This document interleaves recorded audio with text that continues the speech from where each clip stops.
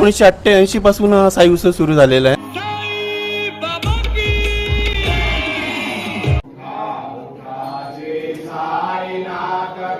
छप्पन्न भोगचा नैवेद्य ठेवलेला आहे.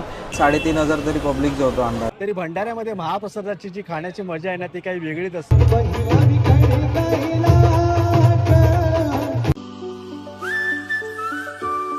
नमस्कार मित्रांनो, स्वागत आहे तुमचं आपल्या चॅनलमध्ये आणि मी तुमचा राहुल पाटील घेऊन आलो तुमच्यासाठी एक नवीन ब्लॉग. आता आपण आहोत मुंबईतील प्रभादेवी येथे खास साई निकेतनच्या साई उत्सव सोहळ्यासाठी, जो या ठिकाणी 3 दिवसांचा असतो. ॲक्च्युअली दसऱ्याच्या नंतर म्हणजे साई पुण्यतिथीच्या नंतर संपूर्ण महाराष्ट्रामध्ये वेगवेगळ्या ठिकाणी साई उत्सव सोहळे आणि पालख्या या पार पडत असतात. त्याच्यामधलाच हा एक सोहळा.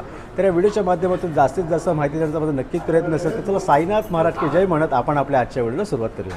तर हे बघा, श्री साई व हनुमान सेवा ट्रस्ट या प्रकारे सुंदर अशा पद्धतीने या ठिकाणी मंदिर सजवलेलं आहे. पहिले या ठिकाणी साईंची पालखी निघणार, तर साईंच्या पालखीचं पहिलं दर्शन घेऊया. इथे आतमध्ये आपण बघू शकतो साईनाथ मस्तपैकी या ठिकाणी विराजमान झाली आणि संपूर्ण एरियामध्ये या ठिकाणी साईंची पालखी निघणार आहे. आता आपण पहिला जात आहोत मंदिरामध्ये.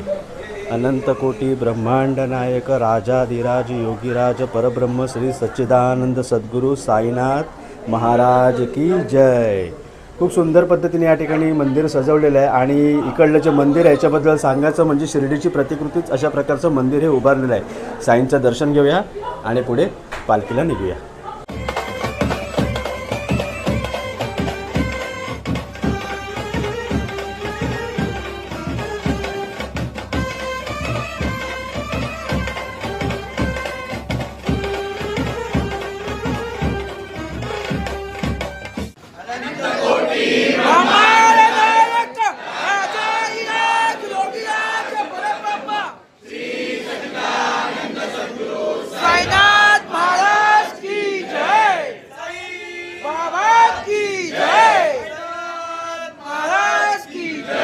तर या ठिकाणी आता पालखी निघणार आहे आणि इथे संपूर्ण आपण बघू शकतो शापूरजी पालनजीच्या इकडले सर्व साई भक्त आहे. सर्वांना नमस्कार. साईनाथ महाराज की.